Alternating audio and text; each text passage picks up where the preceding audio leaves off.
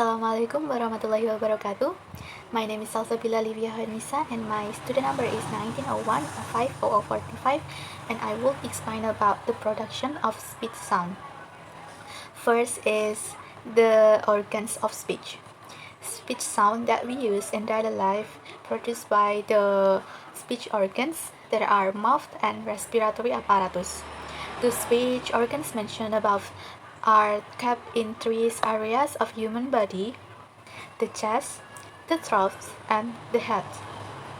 In chest or respiratory system are the lungs, which are very important in speaking because all speech sound are produced with some air flowing from the lungs. In breathing, the air passes out or in smoothly and freely through the vocal tract without making noise. But in speaking, this air stream coming from the lungs, which goes out through the vocal tract, and this makes the speech sound produced. Or we can say, if the speech sound produced, some air from the lungs will be held up in vocal tract. Second is throat or is the larynx. It has an important apparatus called vocal cords. The vocal cords are two thick flaps of muscle, rather like a pair of lips. They can make tight contact each other or completely close, so that no air passes out through the larynx. In speaking, the vocal cord can interfere with the flow of air in various ways. They can be put like contact to each other, and the small opening in between is called glottis. When the air forces to go out through the small opening between the vocal cord or glottis, it causes them to open and close successively. It means that vocal cords are made to vibrate. The vibration in vocal cord produces the speech sound called voice. Accordingly, in the production of speech sound, the vocal cord can be made to vibrate in producing voice sound.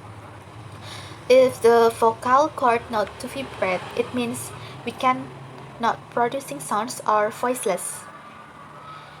In the human head are the organ of articulation. There are two cavities, the oral cavity or mouth and the nasal cavity or sinus cavity. The oral and nasal cavities are used as resonating chamber or resonatory system, which strengthen the sound that are already produced. The articulator distinguishes into two kinds, movable and unmovable. Movable is our lips, tongue, soft palate, and uvula. The unmovable included teeth, the teeth ridge, and hard tongue, hard palate. The tongue is the most flexible speech organ since every part of it can be moved in the direction of the production of sound.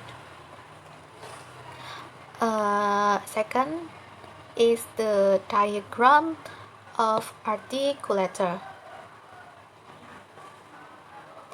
The vocal organs can be divided into three subsystems.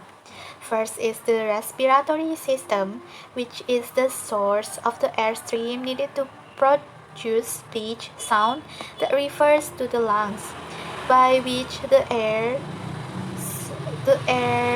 is set into motion for the production of sound.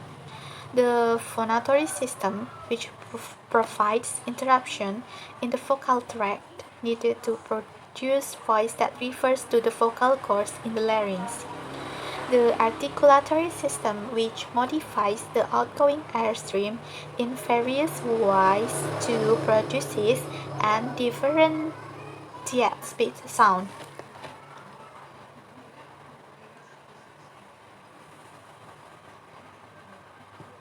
This is the articulator. You can see the movable is soft palate, lips, and tongue, and then the unmovable is teeth, alveolar ridge, and hard palate. C is speech sound production. All sound produced when there is some interruption made by speech organ outgoing air somewhere along the vocal tract.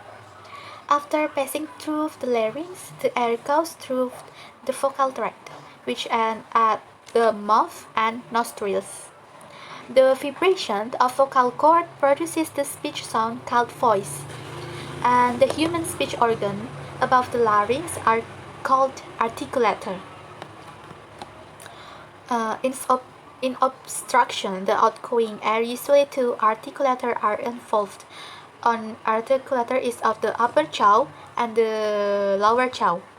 The use are closely situated to each other so that they can be easily moved to make contact or come closer to each other for the obstruction of the air system or air stream, or we can say articulation.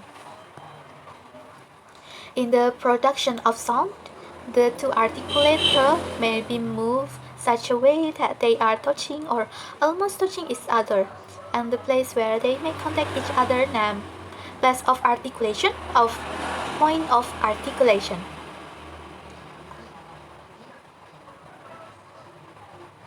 The airstream may pass to the outer atmosphere through either the oral or nasal cavity. The oral cavity is separated from the nasal cavity by the movement of the soft palate of phlegm. The oral sound is when the soft palate is raised to close the nasal cavity. The air can escape through the oral cavity. The nasal cavity is when the soft palate is lowered, let the air pass through the nose. Uh, there is another typical sound called resonant. A resonant is a sound which is principally produced by means of vibrating the vocal cords, while the function of the pharynx, the mouth, and the nose are only modified.